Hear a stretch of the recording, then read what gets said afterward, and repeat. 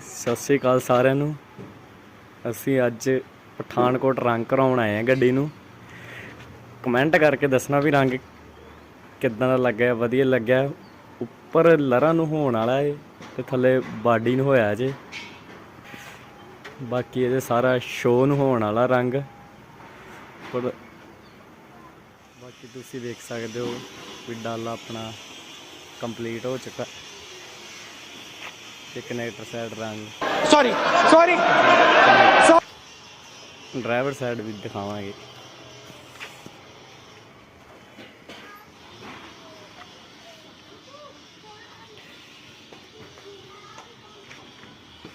ये driver side complete हो चुकी है सारी। बाकी रह गया शो का गाड़ी काम।